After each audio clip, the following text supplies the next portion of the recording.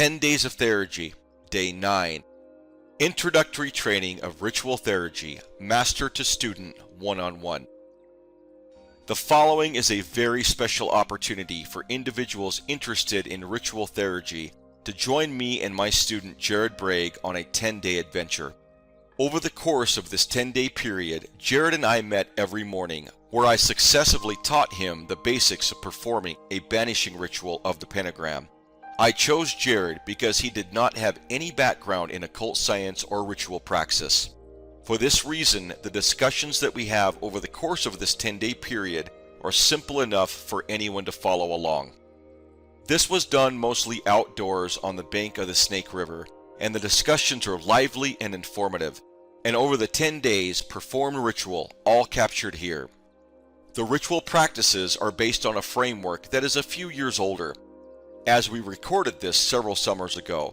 For more updated rituals and to learn more about our programs, please visit www.divineinfinitebeing.com.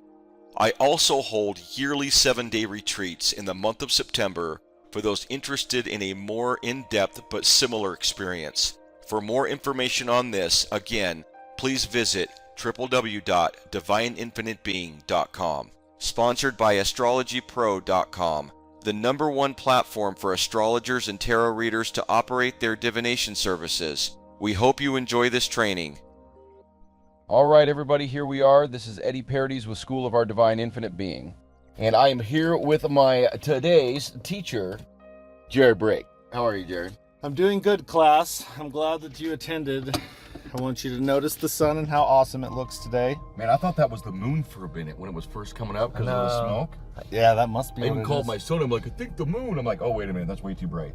I know, I saw it and I was like, why is there an orb?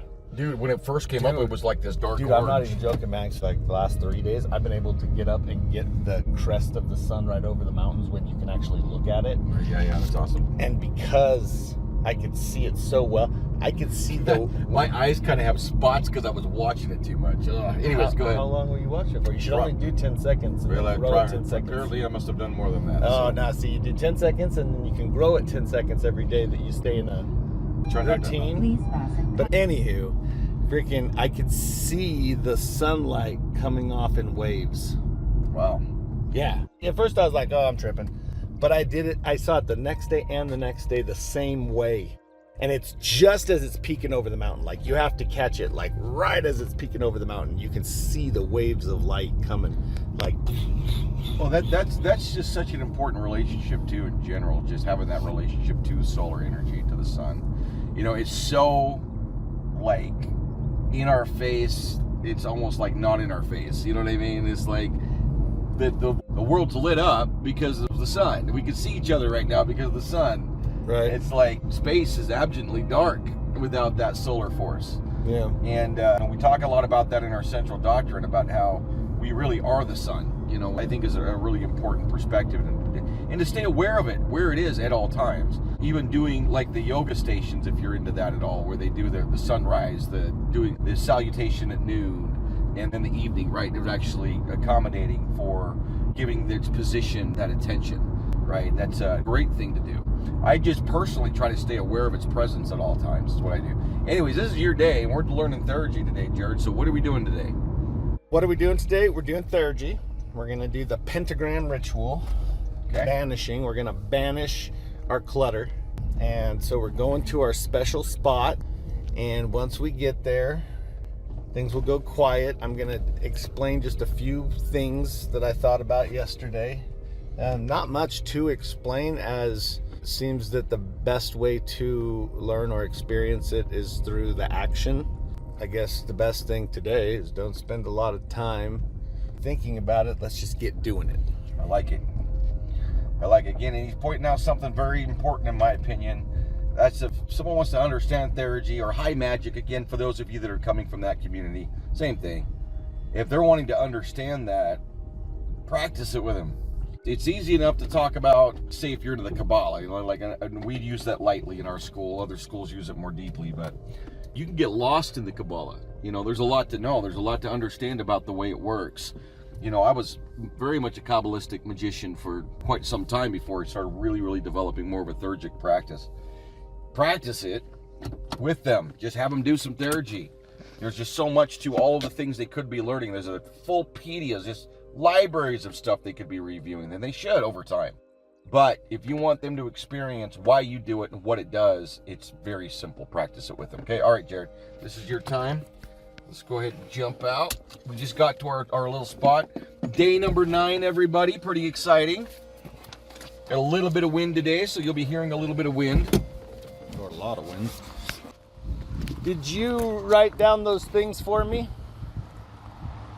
I don't know what to say on some of this. Just explain it to you. It's pretty simple, dude. What it is, No, it's one just more. one specific area. It's this one right here. Yeah, all you're doing, you see where it says pronounce Kratos, the domain of spirit, the I invoke, right? All you're saying is instead of pronounce, you just say, before me, Kratos. Behind me, Eros. To the right of me, Irene. To the left of me, Janus. So it's front, back, right, left. Front, back, right, left. Front, back, right, left. Well, just remember, just say it to me. Front, back, right, left. There you go. Front, Okay. back, right, left. Before me, Okay. behind me, to the left, to Now the right when of me, we to the left of me. now, And then when you get to the end of everything, okay, because you're not really reading all this, right? You're Right. just telling me what to imagine, right? When you get to the end of it, and then what I was going to say is at the end of this, you read this. We're on the pentagram aligned with the demiurgos of the cosmos, held within the planetary forces, the calm of the sixth-rate star, and you're done. Oh, that's where that came from. Yeah, you don't need to read this part, right? You just the first sentence. Just the first sentence. Yeah, and that's after we do that, and then we pause for a minute, and then we just close. Okay. Okay? And so I get to direct the amount of silence time, Yeah. I'm assuming? Yeah, 100%. Okay. Also, oh, dude, I came up with a killer visual aid. You know when you're drawing the pentagram, have you ever seen Doctor Strange? So you made yourself a visual aid.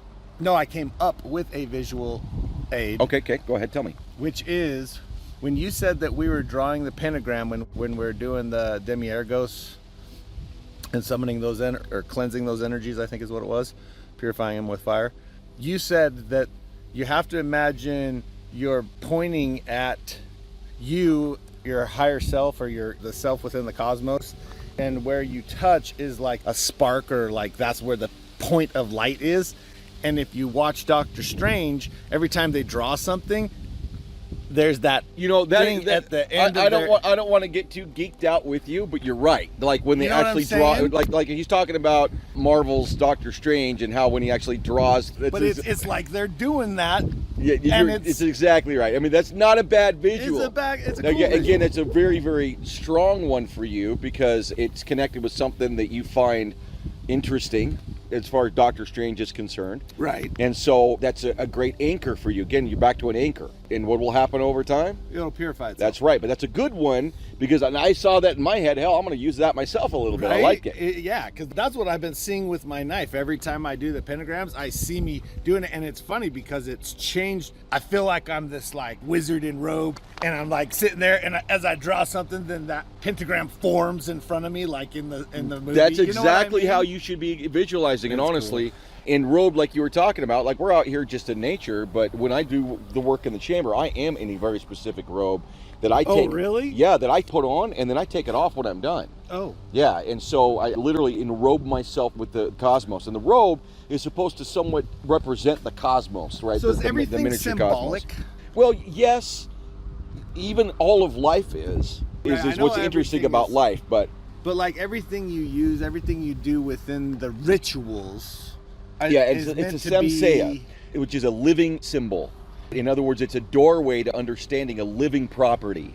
In other words, it is symbolic, and it can be discussed in its discursive sense, like what is the symbol, what are the aspects of the symbol, like fire and wands. Fire and wands are related symbolically. Oh, really? Right? Yeah. In the tarot, it's wands, swords, cups, and discs. But we're really talking fire, water, air, earth.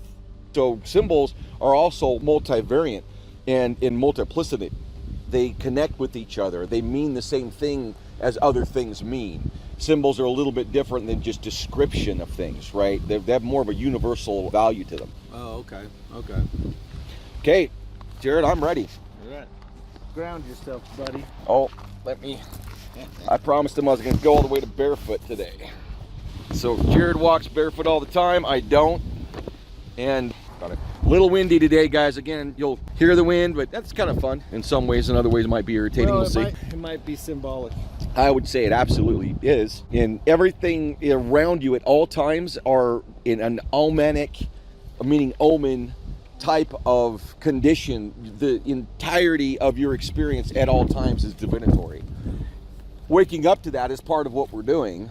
And so we'll get into that in other times, not today, because you're in charge. So you tell me what to do. Am I really in charge? I mean, I'm just following the spirit.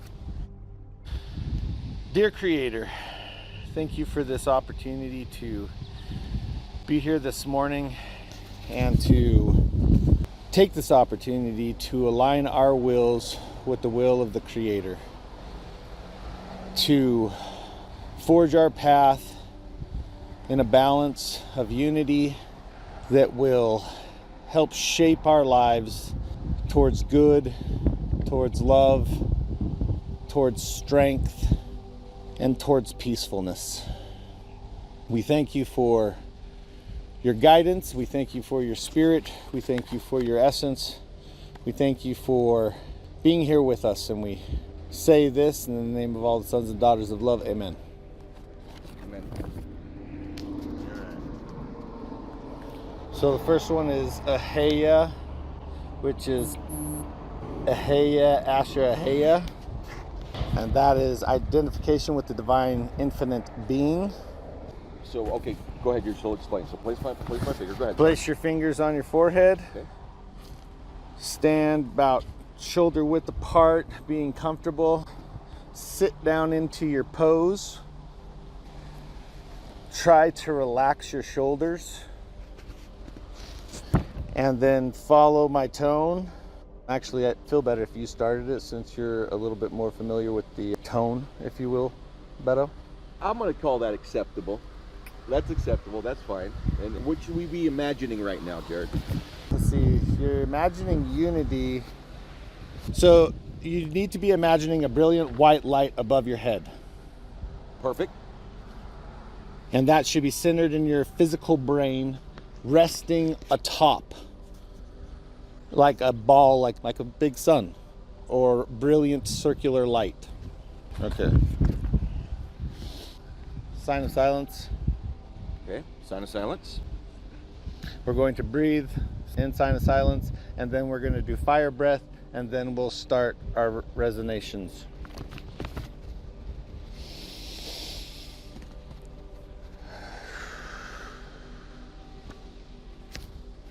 Hands to your belly.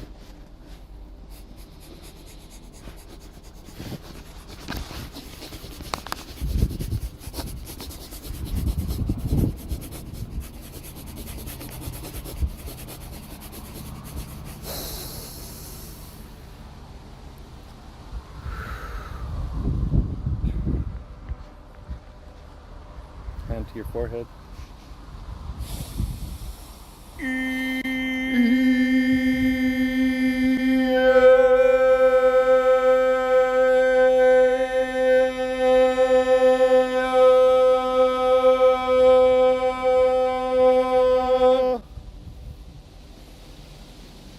Three breaths.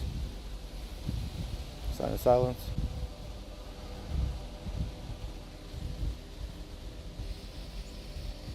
Jehovah.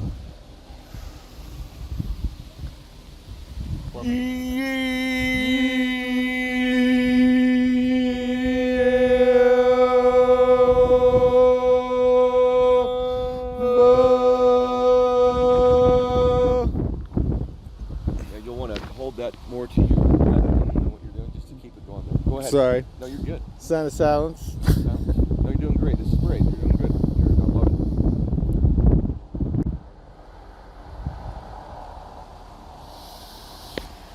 Elohim.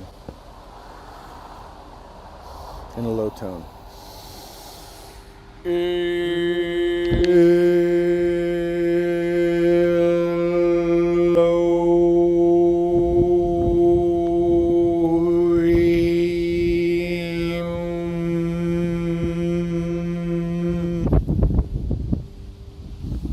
Sign of silence.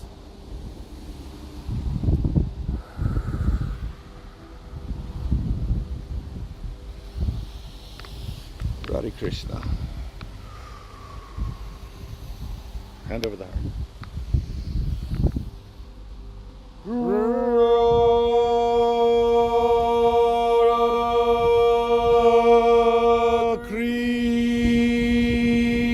Krishna.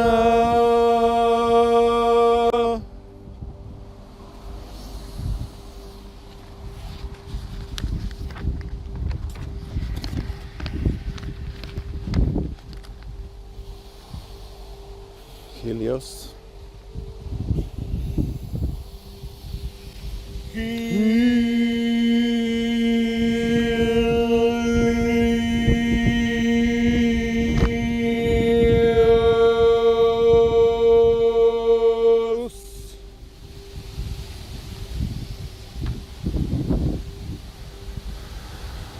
Protagonos.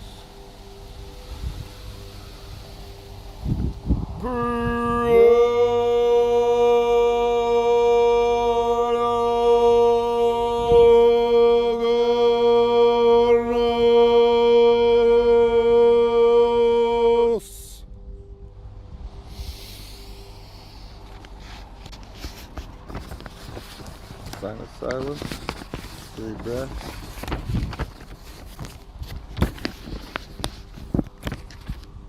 Pick up your knife. Stand in your 7 stance. Fire, air, water, earth. We are going fire, air, water, earth.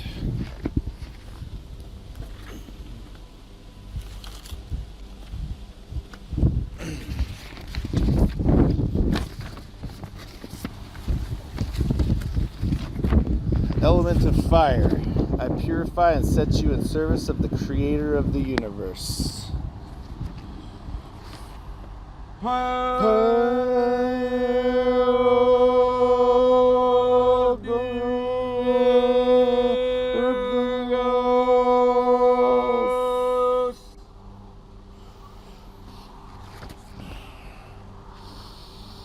Sign of silence.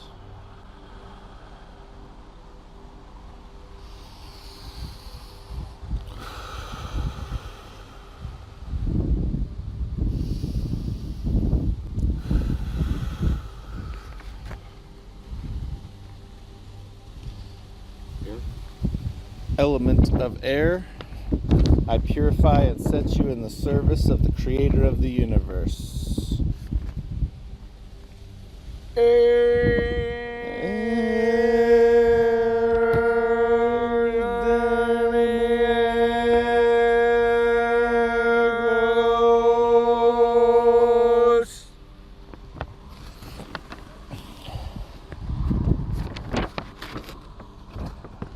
Element of water, I purify and set you in the service of the creator of the universe.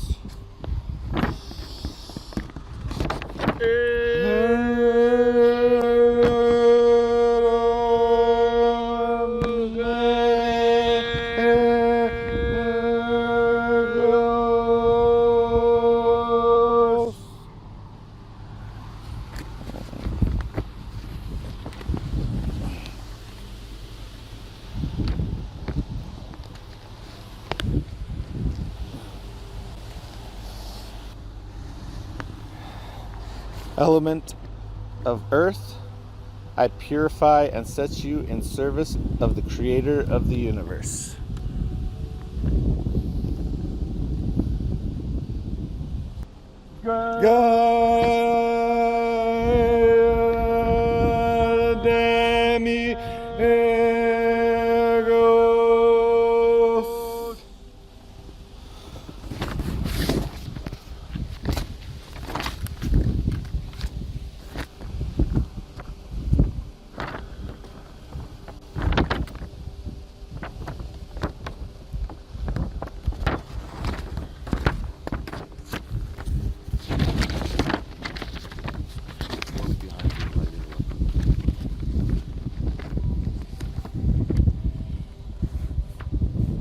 Before me, Kratos, the dominion of spirit, thee I invoke.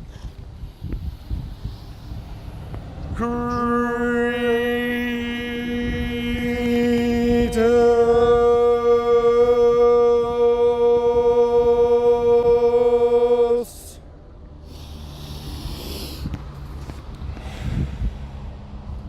Behind me, Eros, the essence of divine love, thee I invoke.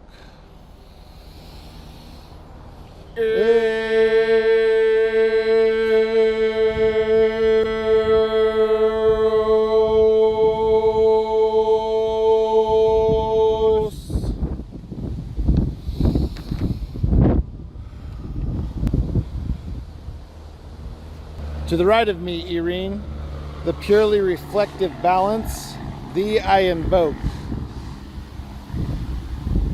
Irene.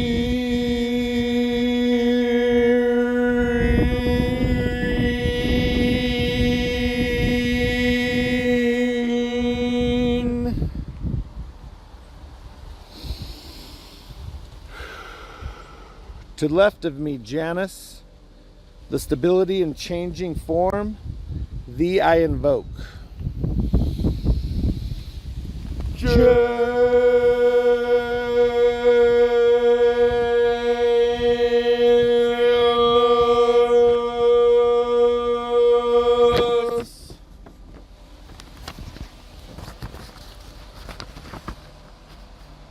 For I am the pentagram, aligned with the demiurgos of the cosmos, held within the planetary forces, the column of the sixth rayed star. And to close, Escher Ahea, Escher Ahea. Fingers to the forehead.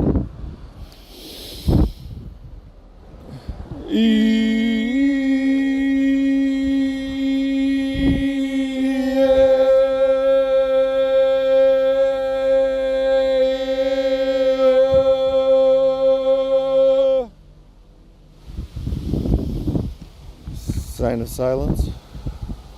Breathe and enjoy. Absorb the ritual. Absorb the ritual. That's what I meant by enjoy. Feel the rays wave over you like waves in the ocean.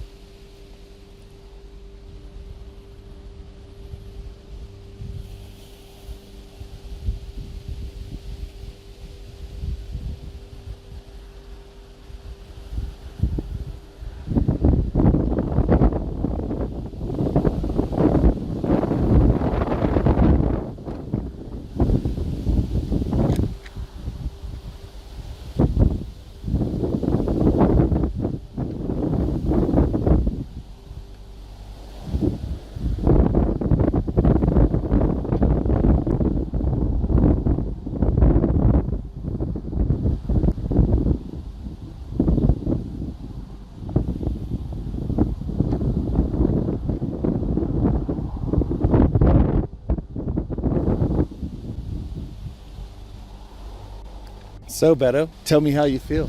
You know, it was nice being the participant to a degree, not having to kind of think ritualistically about what exactly I should say should happen next, or even just listening for you. More, I was able to individually kind of enjoy it directly a little bit, and it was very, very refreshing. It was nice. I felt a very strong connection between the first unification of Ahea and the last one. Like that was the same space, but I entered into it deeper on the second one. I felt a closing in the second Ahea. Like, I don't know, you notice I started off at the wrong tone. Yeah. But then when I dropped into it, it almost seemed like it was perfect synchronicity well, and if between you think us, about it, then what went through my head, like sorry to everything interrupt you, I didn't mean to. That's What went through my head right at that moment was to the highest. Because you go back to that moment that you drew it into the begin with, was you this thought unity. that? That's what came to my head. It was to the highest. Because it's like, because your tone goes back up. So it draws you back up. But that just came to my mind, this unification of the highest. And that probably wouldn't have came to me if I would have been like, I wonder what Jared's thinking right now. That was interesting. That was nice. Yeah. Now you talk,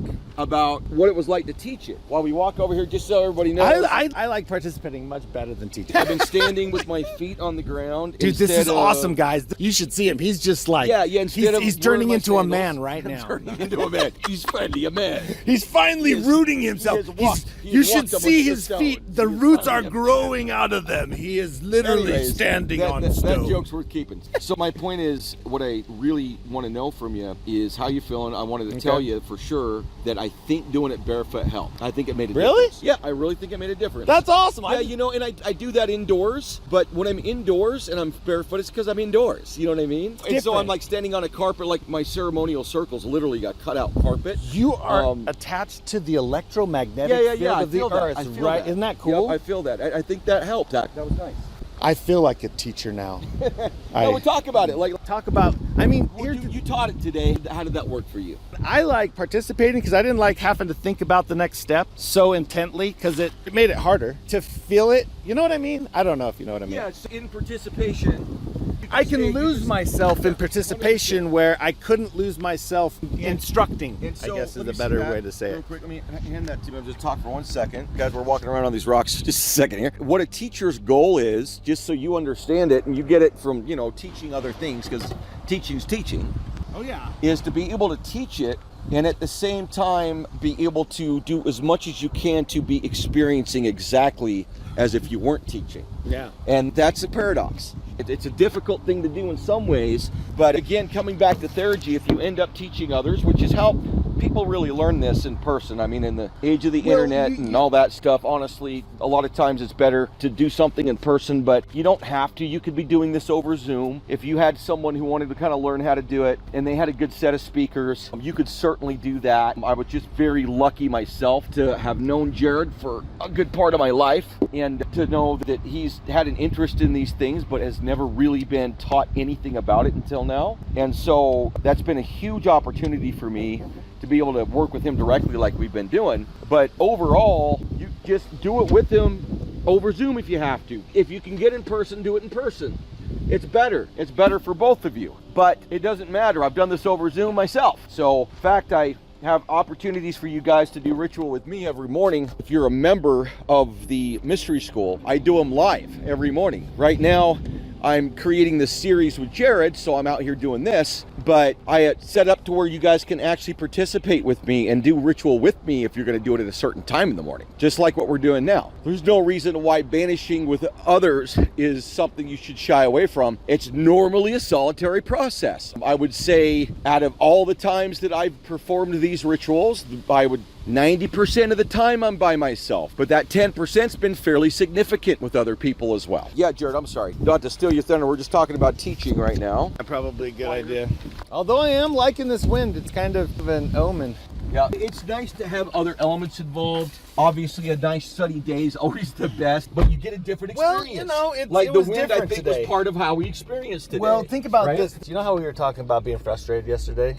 Oh, good call. I totally would have messed that one up. Well, I don't know about you, but I pushed myself through some things, and I don't know that I accomplished much other than the fact that I made myself do stuff. I had a similar experience yesterday. Did you? I did. So, I didn't mean to diminish my experience in any way, because I did have a really awesome experience, I think, this morning at the end when we closed, because I had a specific feeling. And at the end of the ritual, it was funny because the sun was right between some leaves or something.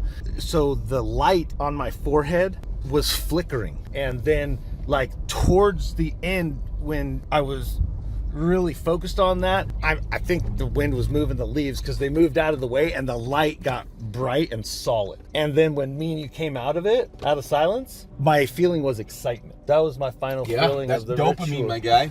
So teaching you was fun because it required me to really think about the ritual and the steps and the process and stuff like that. I mean, I'm a firm believer, don't teach until you know the subject. But at the same time, it was a fun experience because it drew me out of my comfort zone. What it did, everyone listen closely, is it engaged your logical faculty. Because when you have to explain that's a good... you actually have to be more exact. Present. Does that make certainly need to be more present, but you just need to be more exact. Is presence logic? I would say that being logical is something of the nature of being very present. That doesn't necessarily they're not the same thing, but logic is definitely derived from being very, very aware of what's going on. So yes, you could say that's where it's derived, but that's also where your creativity is derived. The presence of being present and not being caught up in things that are somewhat delusions to a degree about like the future. There's a physical presence and a spiritual presence.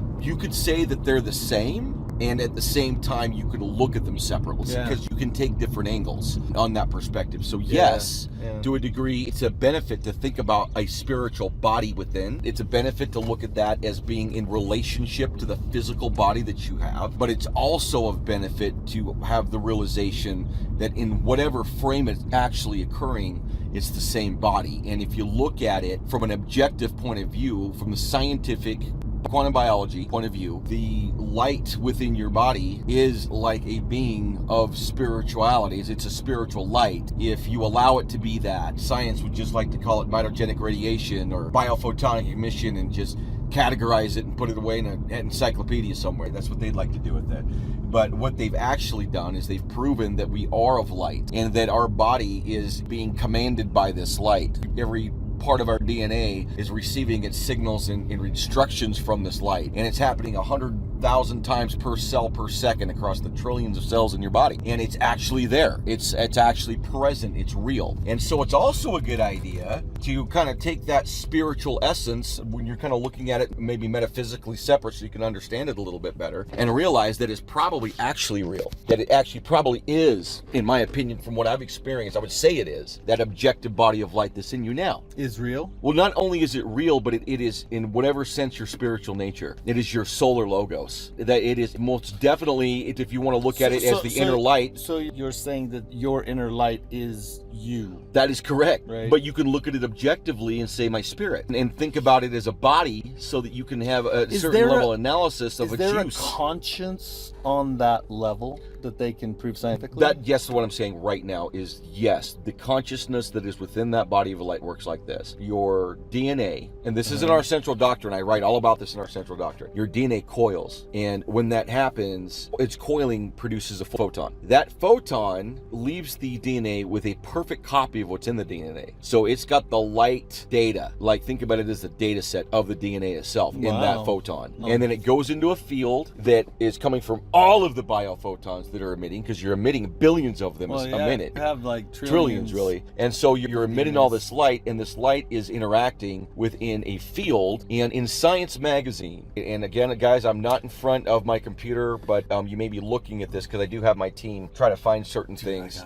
But keep your idea close. So in Science magazine, they had an article came out that says, we're luminous, that we glow. They tried to make it seem like some kind of just kiddish, like, oh, by the way, we glow. That was in Science magazine. So that's one of the most prestigious magazines out there that has to the level of admittance that we're emitting light. You understand what I'm saying? From our DNA. So the most agreed upon amongst quantum biologists process of that light field is the containment of all of the information in the DNA that goes into the light field and thereby then communicates back to the DNA from that light field the information from the entire light field itself. So in other words, the DNA is getting the entire body, your entire electromagnetic field itself has this information in it, within the biophotonic elements of it, within the light field. They go back into the DNA and communicate back to the DNA what's happening in the rest of the body. It's genius. It's our physical genius. It's our solar logos, my guy. It really is. If you look it up in our central doctrine, you'll get convinced. So my point is what I'm trying to get to is it's really there physically. Right. It has a physical property. But when you're studying things on how to engage your spiritual self, at times you want to look at it separately, which is why we have things like fire, water, air, earth, so we can look divisionally at things, so that we can have, from a logical point of view, a much more clear understanding of certain categories of things, like the spiritual category, the emotional category, the mental category, the physical category. I said all four of those, and you understood them instantly. Mm-hmm. They're not hard to understand. Categorically, it's an advantage for you to say, I should be more aware of my spiritual nature. It's an advantage for you to say that my emotions should be be much more balanced. It's an advantage for you to say that I should be able to clear my mind at any minute. That's the one with air, a big one. That's why meditation, Raha Yoga. Is that why you should air be is able my to, most hard? Well, you're also a Libra. I'm a Gemini, Jared's a Libra. So air is something that you're fairly consistently dealing with, the root element of your personality, of your character, of your presentation to others in the world. There's an element of air that's stronger than the other elements within you, being a Libra. And as a matter of fact, not to get too much into this, but you teach me about being a Libra. You understand? It's not about what sign you are. It's that because you're a Libra, I'm going to learn about that in some ways with you. Justice. Justice is something you'll teach me. My wife's a Libra. Justice. Look at my dad's justice when he used to think that his daughters were hanging out at parties. He went breaking indoors with bats, remember? So he's a Libra. And what I teach people is how to manage large numbers of objectives and keep them all moving, and how to stay light about life in trying to do lots of things. Butterflies are kind of a Gemini thing. They bounce around from flower to flower, but they're not suffering in that. Teach? They teach how to deal with multiplicity. They're the twins. Yeah, my daughters are Gemini. Oh, you got two Gemini daughters? Yeah, so they'll do lots of projects, and when Geminis are younger, they'll frustrate their parents because they don't seem like they'll finish anything. Yeah. They like get into stuff and they don't finish it. My mom coming in and being like, Beto, you started playing football, and then you did this, then you did that, and he's just like, you just do a bunch of stuff and you quit. And that's like super normal for like Geminis because they're just testing the waters with everything. They're just seeing what they're just checking it out. It's just like, I want fun. You kind of get into a point when you want a little bit of information about something because you want to see whether or not it's useful. I always noticed that about you. You're always like researching something or like, I am now this. And sometimes, and in a mature Gemini, will have a large number of things that they've gone deeply into over very long periods of time. Where we're like a Virgo, for example, we're both ruled by Mercury. Virgo will master a subject and they'll do it in just one. Well, and what it is, a lot of times they do end up that way where they're just one subject oriented, but they know everything. Yeah, they just know everything about it. And they're very self-driven from that perspective. They want to know themselves. Where Geminis want to share. They want to see and understand how it works in a culture. So they're like a community person. They can be. You got to get all the way into looking at, are they introverted, are they extroverted? There's a lot of things to look at. But they're always going to have some tendencies of Gemini nature. Section of your school. You can understand. Yeah, where we actually brought in the Jungian archetypes and all that. Yeah. Yes, for sure. He's talking about our actual traditional diviner training that we have on our website. And that's like the front of the school. You can actually come to our school and become a professional diviner. We give you an awesome set of tools. There's all kinds of fun stuff. But yeah, he's talking about the MBTI aspects or the Jungian character archetype aspects that have been integrated into the tarot by many people besides just us. It's something that you really got to kind of break back into Carl Jung's understanding of alchemy and his understanding of kind of the Western esoteric system and even the Eastern, where you will realize looking at his typology that he's based it on cult principles. And so there's other tarot experts that recognize that exact same thing, and we've incorporated that into our training. Yeah, so that is part of how our tarot works, and part of our mystery school too internally, but it's also part and parcel to the courses that we teach, where you can actually come to learn to be an astrologer and a diviner. They're 12 weeks. We do them every quarter. They're pretty intense. There's 3 different times during the week you're live with us. There's breakout sessions where you're working directly back and forth with other students. We have additional required video training along that time. It's a dedication of about 20 to 25 hours a week. Wow. Is what it is in order to get through the school. So that school, that certification school, that's a big part of our front end. And then we obviously offer, well, it's an intense course that we kind of let them know that they're more than likely going to be dealing with a lot of psychological and personal changes themselves, learning all of this archetypal language. For sure. But they would need to come back and keep studying because they get access to everything we do, and they get access to all the videos. You got to remember, it's always about the journey. Enjoy the journey, and the fruits of that journey will always be glorious. But you got to enjoy the Well, we're going to end on that. He was trying to cut me off, guys. No, I'm the teacher. All right, teach. Take it. Okay, so I've been on this kick where I've been telling people that we all own quantum computers in our head, because our brains are quantum computers. They're doing trillions of freaking calculations a second. So we own these quantum computers in our head. Based off of your photonic light information, we own a quantum computer that is our entire body. If you think about the way that the light holds all the information, reflects back to the DNA, that's a calculation, that's a computation. So our entire body is a quantum computer. I'd agree with that. There's definitely a lot of ways we could look at that. In fact, they believe whenever I talk about consciousness, that's what we're going to end on right there. Hold I'm on. the teacher. Yeah, check it out. Consciousness is a wide field, but there is one Pilgrim Boehm consciousness model. Pilgrim is that our brains holographically are storing all of the data that we experience in light, and that it's actually held within photons, and that it's holographically stored. Yeah, it makes perfect sense. Now, because this interpretation of consciousness hasn't necessarily gained a ton of credibility, although it's very credible. It could end up being, in further research, something that's really, really, really for sure happening. But the fact of the matter is, Boehm and Pilgrim are professionals. We're talking about physicists that know what they're doing. And I always loved that idea. And again, if it's just an idea, what does it do in time? Purifies itself. It purifies itself. So I loved that because the ideas were storing information in light. Now, that was something I studied before I ended up reading more information about how photonic emission actually works, and that it is actually, like you're saying, storing data. It's producing data that goes into the light field and then retrieving that data. So because if I'm not mistaken, what it's doing is that light emission, it's a copy of the DNA and then it reflects back. It could be the DNA reading the field within your body. Like, this is what it should look like, and then it comes back. Well, this is what it looks like. Very intelligent way of looking at that, because I'm sure that within that is a corrective measure, and where the research for that, how we heal. Let's just say, if you look at the world of transcendental meditators, which again, something you guys know I'm very much into from that perspective, is energy medicine in many forms. We don't need to talk about it too much right now. But in that formula, the physicist that figured this out was an institute in Germany. But it was driven by Alexander Popp. They wrote a book called Biophotonics, and that book had 17 contributing biophysicists to it. That's where it started. That's cool. And I know so much about this because I'm in medical. This is, that's my exploration in medical. It led me to these things early. So I'm a bioinformatic engineer. I've got a team of 45 engineers work for me. We don't need to get into that, but I work in the medical industry. And that particular idea of biophotons moved into the device development side of things. Like,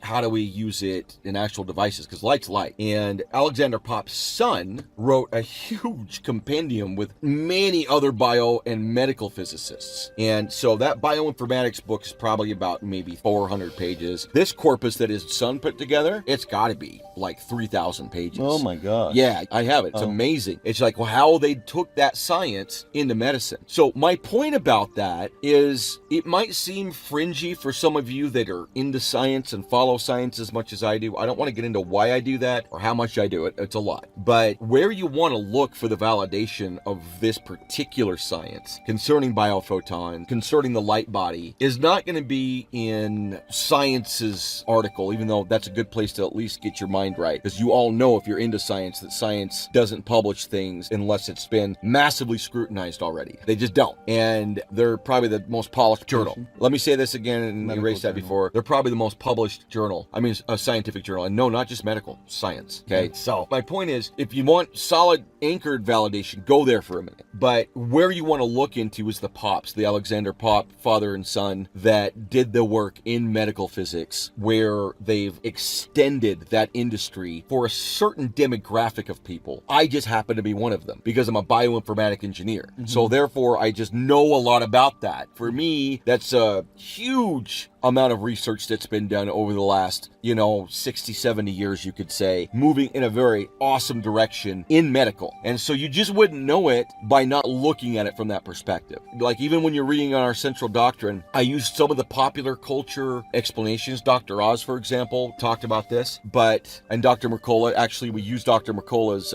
quotes in our central doctrine, because it's more how they introduced it to popular culture. Like, hey, everybody. But if you know who Dr. Mercola is at all, that's another really high level of credibility in medical. So he wanted to explain to the general public how incredible it was. And so there was an article written on his website, which is famous. Mercola's website, if you don't know, is very famous. And basically, he studied Dr. Alexander Popp's stuff. And he even mentions him and uses his information as a biophysicist. But that industry's very progressive. still very active. That's awesome. But it's not something that is super popular. So you just got to look at it from that perspective. You want to study how that's going right now in the credibility and validation of our current sciences. You have to think medical, because that's where the funding went. There wasn't funding for him to sit around with transcendental meditators forever. He did a bunch of studies on that, but there's no funding for that. What they said was, well, crap, this is for medical science. And all of a sudden there's 3,500 pages of collaborations of biophysicists that have been done since that time. Yeah. And so it's very credible,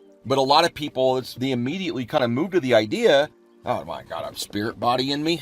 I've got light in me. Nah, that's that fable-y stuff. They immediately kind of get to this idea that as a metabolizing being, especially if they're an atheist, that's not a possibility, that there's a hyper-intelligent body of light within us. That's just not a possibility to them.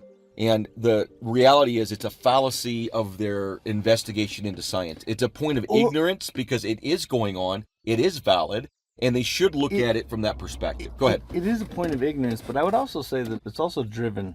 Like, there are, in my own opinion, this is my own opinion, everybody, there are forces that don't want us to reach our potential. They don't want humans to see that light body and connect with it, because our potential is so great. That's my own personal opinion. Well, and here's the thing. Let me validate your opinion and then give you a different perspective. So the reality of it is, it's useful to have the mindset that there are ways in which you could experience terrible things. That there are forces, you could say, that could cause massive disruption, pain and death, disease. Oh, yeah. Those, Absolutely. they're there, Absolutely. right? When you look at it from a Zoroastrian point of view, I just want to give you something that's kind of neat. Our Mazda, their god, had a double, and its name's escaping me at the moment, that was all of the negative and bad things in the world, but our Mazda was everything that was good. Okay. And in their original teaching, there's an argument whether they're monotheistic or dualistic. What's the difference? Well, monotheism is one god. Oh, And okay, in many ways, guys, they're just are monotheists. We have many different perspectives on the same God, but we're still monotheists. And it takes a minute. Still only one. Well, we're a polytheistic monism, meaning that we have the acceptance of the aggregate of these treasures. I call them treasures of the world, the deities of the world, the treasures of the world. They're the highest of mankind's personality, the highest of their imagination. If they're not real, it's the highest of their imagination. But in their experience, they represent things that are much more real than what they represent, that you get to through their veneration, their worship, the praying to their specific character type. Or like, for example, venerating the hero of Hercules and the labors of Hercules, and making that a point and a principle in our life. Very useful. They're treasures. Right. They're what the humankind is looked at as the highest of all totality. But for us, it's the divine infinite being. It's one thing. Right. So we're monism as well. But anyways, what I was getting around to is, in the original Zoroastrian religion, there wasn't a devil-like contrary. In other words, it wasn't sinister, it wasn't conscious, it wasn't purposely trying to get Jared and Beto. It wasn't trying to find a way to get us, right? What it is, it just represented all of that side of things, like death and disease, Just anything that was and negative. war, and all of the things that took things apart, disintegrated things, that basically you could it's even like say decayed A things. spirit of destruction. Yeah, and then Ara Mazda was everything in its opposition Spirit that's of good. creation. There you go. And that's how they saw it. Now, Zarathustra's belief has affected monotheism in the Hebrew thought, which thereby affected the Christian thought. Absolutely. And everyone knows that. Some Christians would like to say that influence isn't there, but scholars know it is. And so my point is, again, when we talk about things that are from that perspective, we're just trying to gain... Well, Devil and that God. ended up becoming so aggressive. And guys, I'm going to explain this because Jared's looking at it from this perspective. I'm going to finish explaining to him how I see what he was talking about. So, in other words, those forces in Zarathustra or Zoroastrianism are to a degree trying to cause a problem for you. There's a personality there. There's a consciousness there. Okay. And eventually, in its totality, it will kill you. And so if death happens to be part of that negativity, it will take you. And the Hindus have a much more clear picture of how to deal with death with their worship of Kali, which we don't need to get into right now. But my point is that sinister condition, this is what Iamblichus said about it. Tell you what, this is Iamblichus, again, if any of you have been reading our central doctrine, you consider him one of the fathers of our school, right? He said that if there was ever a world where that which is outside of the unity itself was able to gain the power, you could say, or the magnitude of an actual god that was considered demonic, that we would have destroyed the world to a degree, that it would be the worst possible thing ever to have that be real and for that to be true. Okay, this is 3rd century CE. Okay. What he says about demonic spirits, right? Not daemonic, but demonic, like sinister spirits, is that they represent to a degree the inverted soul. And it's more than likely, potentially, just you. And when we experience something in the environment, let's say that there is some kind of force that knocks something off your wall or slams your door, like people talk about, right? I mean, how scary is that? When you're talking about that side of the perspective, it's more than likely an unconscious part of your power manifesting outside of your being, your knowingness, and it's just unconscious to it. You understand? You did it. Because we are very powerful beings. Now, I don't need to get into that and how important that may or may not be, but for certain, we're very powerful beings. And so when those things begin to manifest in the environment as they can, in Iamblichus's perspective, it was an inverted aspect of the soul, because to him, nothing could be outside of the unity. He said for anything to actually be outside of the unity would mean that it wasn't the unity. For it to be outside of it, that it has to be part of that unity, which is where Christians kind of get their trouble, where people are like, Jesus made the devil, and they get into these big freaking conversations about one thing or another. The devil's so powerful, and these demons are so dangerous. Devil's a man. Devil's the son of God, but he's also his equal. And it's going to get you. You better look out. The devil's going to get you. No, and that led to 80,000 deaths, 60,000, whatever it is, during the witch trials, dude. They killed people over this stuff. It's about 60,000. Yeah. Really? That's it? Well, think about 60,000 people going to trial and then being hung or burned. Crazy. I studied the witch trials, dude. And there was one particular village in the Holy Roman Empire where both the armies of the Swiss and of Sweden had to come in and occupy that area because they were killing everyone. Kids were getting dragged out of school and murdered. Many children were basically equated with witchcraft and they were killed. Yeah, and this was story about this one particular area started out when I was reading this book, that this father had hidden this child in the next town over in another school with people he knew in that town to just go there and go to school there, and took him out of the school he was in, trying to get him out of the town because he saw that all the children were getting murdered. And lo and behold, they had some reason why his kid was a witch. Figured out that he'd gone to that next town because someone confessed it, went and drug him out of that freaking town, brought him back, hung him right in the town square. Some 11-year-old. Wow. That's crazy. That's all happening because of the problem Iamblichus was talking about. You can't allow something that's supposedly outside of the unity itself to be so powerful it could be even considered a god. That's what the devil really represents. And when you've got Catholic priests, again, there's many things I actually really like about Catholicism because of its ancientness, its occultism to it. The occultism to it, there's a lot of things that are terrible about Catholicism. One in particular is, why is it that it only seems that possessions happen inside the Catholic Church? And when they come to deal with someone who's possessed, so I've heard an exorcist talk about how the average number of times to get rid of an actual spirit is 75 exorcisms. Brother, no way is that happening. I have dealt personally with things that have manifested in my environment. And a lot of times it can be connected to fear. You start experiencing fear. Well, you become powerful when you're scared. Yeah. If you think about it, you've got energy because you're worried. Fight or flight. Yeah. And so you become a lot more open to something that may happen. Well, guess what? It's probably you doing it when it does. Mm-hmm. Not any different than when my son came here to this house with me and my wife yesterday, and he's only 5. His name's Liam, and he was very worried about getting bit by something. And I sat down with him. I didn't kid you not. And I'm like, you're not going to get bit. Bugs are fine. None of them here are dangerous.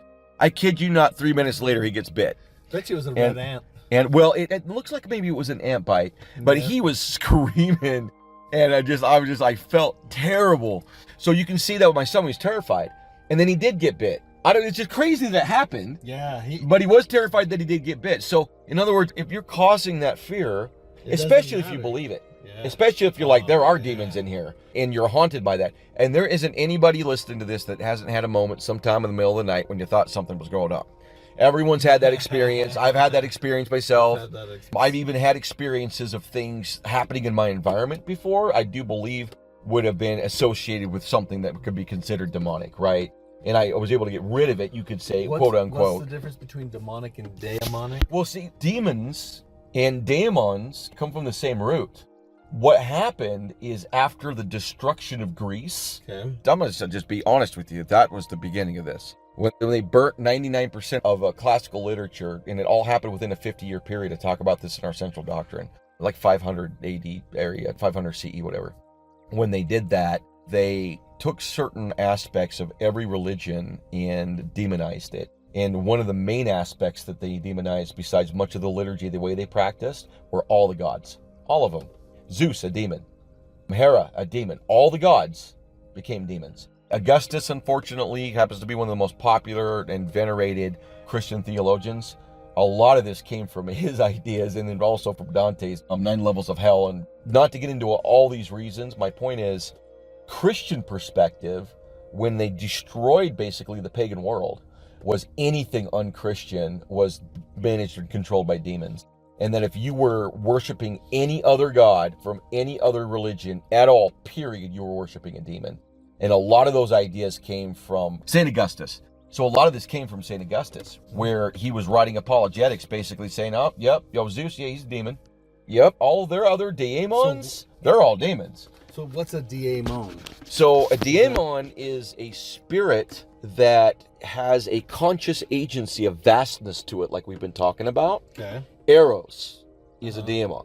Okay. So a daemon is just another word for like mighty spirit. It's a much easier way to look at the 4 that we invoke as angels. That's why the 4 archangels work really well. So, and I say that, and again, we're not trying to get into angelology or any of that right now. My point is, those are demonic forces that are beneficial. They're benefic. Okay. Now, the spirit of... So a daemon... Well, hold on, let me get around to this, and then we'll go to your questions. Okay. So, that's a positive side of it. Daemons are also negative, like phobos. Okay, phobos, phobia. That's where we get the word phobias from. Phobos. Phobos was a daemon. Okay. All right. Much of our language came from daemons, brother.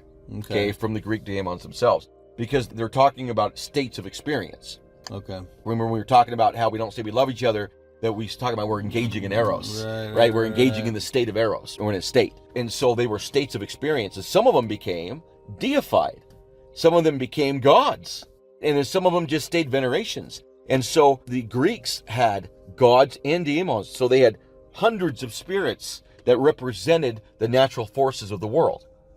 And I would say represented because I'm here in our Western culture now. If I was back in Greece, it wouldn't be about they represented, it would be about their presence. Yeah, that they exist. That they have a spiritual nature. But that's what it is, and that's how you can gain understanding. Yeah, it's a very sophisticated way of looking at it. Everyone, we get into this in our mystery school. Relating. Well, and there's a sophistication to it. In other words, there's many of them. They're a polytheism, and so my point is, Saint Augustine, the Christian world, the Catholics specifically, demonized every other belief system, and so when that happened, the most natural demons would be the daemons, because that's the same root, right? So they were just trying to demonize it. Well, they didn't try. They very successfully did. And that created delusion and illusion. Exactly. It caused a schism in the zeitgeist. Hysteria. Yeah, and look, again, back to what we were talking about. It led to them freaking murdering 60,000 people. So my point is, Iamblichus's perspective on it is the one we take at the school, is that we're not here to say that people aren't having a problem. If someone's feel like I've got a demonic problem, we're not here to say, as an atheist, what you're dealing with make-believe. We actually believe... Are you an atheist? No, not at all. Why'd you say as an atheist? Okay, let me explain that better. If you were an atheist, you wouldn't believe that's even possible, that there could be something happening. There's not only no demons, there's no psychokinetic energy at all. Yeah, there's nothing. It's just you and your cup of coffee, right? So, which is fine. Oh, there's a lot of advantages to atheism. I don't want to get into that right now either. Right. But, and again, mainly because, like Todd would say, you're very precise when you're an atheist. This is one of the problems with talking with me, people. Yeah, we trail. I go all over the place. No, it's okay. So do I. So my point is, what survived into Christianity is a pantheon, a grouping of spiritual beings. And what do they call them in Christianity? Angels. Oh. So, in other words, in Greece, they didn't have it separated in such a way that the daemons themselves, even though Iamblichus did deal with angels and other things as well, daemons were more states of experiencing that some of them were positive, some of them were negative. They were more honest to the experience of an individual. Yeah, they're like an emotion. And so the negative ones for sure were easy to just be like, oh yeah, those are demons. And beyond that, anything Greek especially was fought against deeply by the Christians, and here's why. Because for those of you that are studied, Greece never really left the culture when Rome took over. Greece was the empire. You got to understand that for 300 years. And especially the Ptolemaic Empire in Egypt. Okay, that lasted the longest, was most powerful. That's where Alexandria was, the Library of Alexandria. And Rome was very affected by Greece in that Rome was still a Grecian state. They were definitely Romans, because there are things that are definitely Rome. It's one of the reasons why I personally venerate Romulus as an empire builder, which is a Roman thing. But they never, ever got rid of that centrality of that Greek culture. They were a little more pious than the Greeks, you could say. They had a little more prejudice towards erratic type of Grecian religion at times, like the mysteries, right? Like the Dionysian mysteries and stuff. So some of the things that they saw with Greece, they thought it was a little barbaric. So the Romans considered themselves a little bit more stately, if that made sense. But they're still fully integrated with Grecian ideas, worshiping Greek gods. Okay, even though they're also worshiping Roman gods, much of Rome would worship Greek. Much of Rome would. And for the common language of Rome, it was Greek. The language of the state was Latin, and of course Latin was super important. The main language, really, but many of the common folk spoke Greek still. So when Christianity came in, it had to eradicate the influence of Greece on the culture. And it's hard to look at that because you're like, well, Byzantine is Greece, which was a Christian culture. Yes, Greek culture became Christian culture. The Eastern Orthodox Greek Church, you can see the transition in it. That is very Greek, okay? They're as original as the Catholics are. They're like the same church to a degree if you go all the way back. And so my point is, the Christians needed to get rid of Greece. Rome couldn't even get rid of Greece to begin with, and they incorporated Greece, right? Like I was telling you, they needed it to go away so that it could turn to a Hebrew, Abrahamic, one God, one Savior, one mentality, one focus. And in our school, suggest and also read the Gospel of Thomas. We have a book that's a Christian book as part of our canon. We don't need to get into all that stuff right now, but do you also do the Book of Enoch? No, but I love that book though. Our standard doctrine is very much similar. Like it's the Tao Te Ching, it's the Gospel of Thomas, it's the Bhagavad Gita, and so we have just like some core texts that we really feel are very important. There's a lot of good information in them, and then I have a love of everything else too. I've read the Book of Enoch years ago. It was one of the first times I saw such a strong connection between the Hebrews and the astrologers themselves, because I always wondered about that. And of course, there's a very tight connection with astrology in Hebrew liturgy we don't need to get into right now. Right. But yeah, so in other words, I appreciate the Book of Enoch. I don't take any of the tight-lipped descriptions within any of the poetics, I call them poetics, to the exact meaning of what they say, because that's not what they're meant to be. Like, I personally don't think they were ever meant to be that way. If you don't understand the perspective of that allegorical condition, all you got to do is think about the book of Genesis and what happens in the book of Genesis. You got the tree and you got the snake and they eat the apple and it's of knowledge. There's all this occult stuff happening right in the first book of the Bible. So I think that it's very mixed in with political purposes, because you can't really delete the poetics, the revelatory poetics is what I would call it, from the requirements of cultural management. So you still got to be like, we're Jews and we're going to protect ourselves. Let's say that for them, or anybody would say that. And one of the ways they did it was, hey, we're the chosen people. And if you ever look at Hebrew history, I would have probably acted a little bit just like that myself. And the reason I say that is because Israel was always smaller, surrounded by gigantic nations like the Hittites and Egyptians and the Babylonians, and they were never as big as these other cultures. And so they were kind of a small group of individuals working together, living together, surrounded by humongous territories of other nations. And they were conquered consistently. Egypt conquered them, Babylon conquered them. So their liturgy is reflective of the cultural experiences as people. But their struggle is the best way to put it. But within that is also the poetic structure of their relationship to the totality state of existence. They're both there.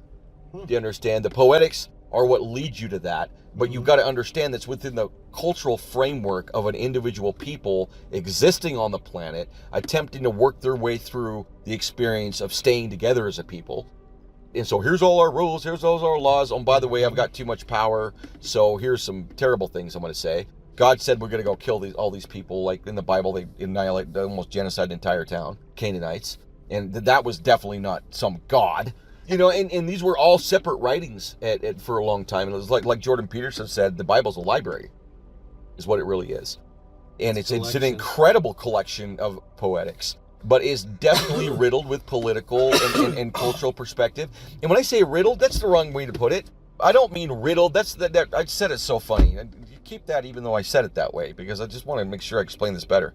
From a political point of view, it's easy to look at mistakes because they're managing everyone. You know what I mean? And they make major mistakes sometimes. And other politicians outside of the politicians in action are coming in and encroaching on their territory. So they're born into war. Okay, politics is born into war. Okay, in other words, they're at war. And when I finally realized that personally, I became a lot more forgiving of people that have to engage in that process, and also came to a much clearer understanding of it. Is they're at war, right? Like, and unfortunately, very visibly, and sometimes, look what we're doing with freaking Ukraine right now.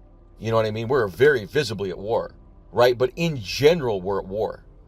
And that's part of being in politics, is that you're fighting for principles of existence for the people that you represent. It is a fight. And so it's easy to poke at it and say, look, that's just a fight. That's just corrupt. Politics are corrupt. It's a necessary form of engagement that, in my opinion, is best understood as being in battle. And I just kind of keep that in my mind. I've been able to stay pretty clear about it. And even listening to people talk on left or the right or anything politically, because I'm very neutral, I just remember that no matter how strong their opinions are, they're fighting a battle that we can't escape. You can't escape it. Nope. You can't just be like, all right, everybody, utopia. It just doesn't work that way. It hasn't for thousands of years. Probably why I'm going to have to run for Congress of Idaho. Well, and if you do that, you're going to be fighting for the rights of the people. I know. Right? But it is a fight. It is a war. Yeah, listen to you. But if you can kind of keep your mind around that, politics makes a lot more sense. And so when you see that in poetics, in liturgy, right, instead of just pointing it out and be like, man, these people were terrible. It's like, well, they were a people trained to exist. Yeah. Right? And there was a political reasons, especially in the past, to incorporate a poetics of transcendence of what is life all about with the poetics, not poetics, or you could say, or just the written form of law of your people, because it's what they're paying the most attention to is that work. So they're not only paying attention to the law that's required for them to exist as a people, they're also paying very close attention to their relationship to God within that same framework. Right? And you can't really pull them apart. I gotta go. I'm late. So dude, yeah, I'm actually late. That was so fun. Yeah, we had a great one. I'll close this session down. Well, and I would like to say, Jared, you've been a lot more engaged in our conversation today, less, let's say, kind of taken back, acting more like someone that enjoys the subject and can speak about the subject. And part of that's because you broke through this morning in teaching it yourself. That is one of the biggest things, everyone. If you're learning theurgy, teach it to somebody, because you'll get used to explaining it, and then that explanation will help script the understanding you personally have, right? To know, teach. That's what they say. That's just true. Okay, but I Did gotta you just go. do a teaching moment during my teaching session? Okay, Jared, I'll see you. Later, bro.